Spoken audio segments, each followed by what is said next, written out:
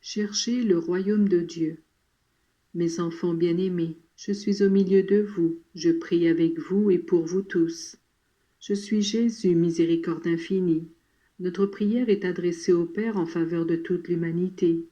Je désire que chaque jour vous mettiez cette intention, pour que les hommes comprennent la valeur de l'esprit et sachent vivre en pensant plus au ciel qu'à la terre. Le matérialisme qui surestime le bien-être du corps, la santé, la richesse, l'honneur, le prestige, est à condamner. Il ne peut donner aux hommes une vraie satisfaction. Les valeurs spirituelles émanent de l'âme, de la grâce, et elles seules peuvent donner paix, sécurité et enfin salut. En effet, la paix est le fruit d'un ordre spirituel par lequel l'homme, obéissant à la loi de Dieu, ressent cette tranquillité de conscience qui n'a rien à envier au succès humain.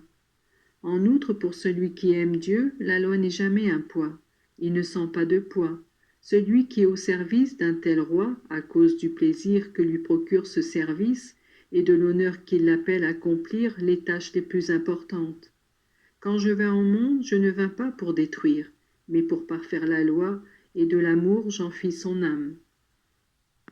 Observer les commandements est pour le serviteur fidèle une joie. Vous tous, vous êtes appelés à être ainsi, et vous êtes engagés de façon particulière à répandre la paix, fruit de l'observance des commandements.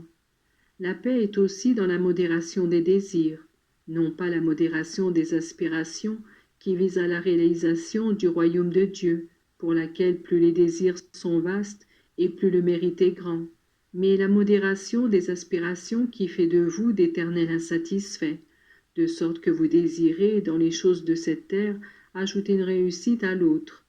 Ici, c'est le cas de dire que celui qui n'a pas de désir est plus heureux, car en se contentant de peu, il n'a pas de soucis qui lui tourmentent l'esprit et le cœur. Si vous voulez vivre en paix, les deux enseignements que je vous ai donnés peuvent vous suffire. Toutefois, ne confondez pas la paix avec l'apathie. Non, car c'est mon désir qu'en tout vous vous perfectionnez. Au contraire, excluez les ambitions, qui ne peuvent s'accorder avec la pauvreté en esprit que j'ai tellement exaltée et vécue. Mais il y a encore une conséquence importante dans la recherche des biens spirituels. C'est ce sentiment de sécurité qui peut être maîtrise de soi et exclusion du doute.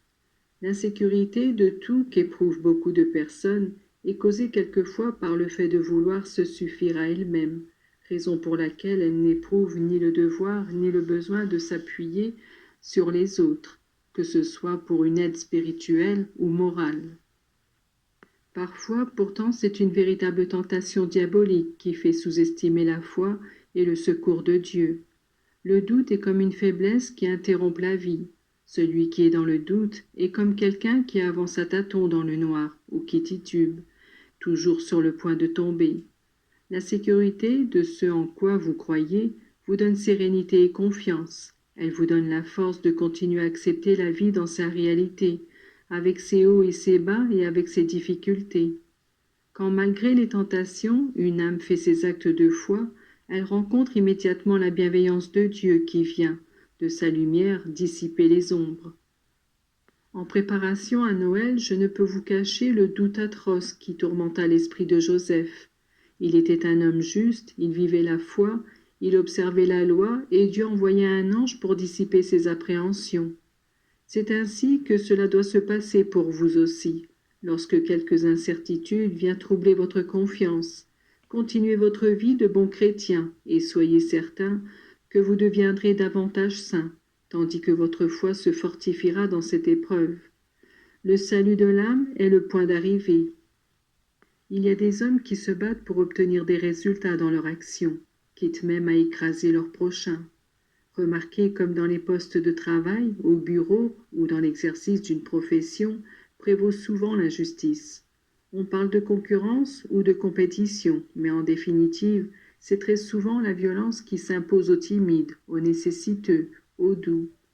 Le salut de l'âme est la compétition la plus importante à vaincre, dans laquelle arrive premier celui qui sait porter la croix et suivre mes traces. Il est beau de répandre ces principes et d'en vivre. La paix, la sérénité et le salut deviennent pour tous une joie et une conquête. Je vous bénis, mes enfants, et je vous proteste de mon amour sans mesure. Cherchez le royaume de Dieu, et le reste vous sera donné.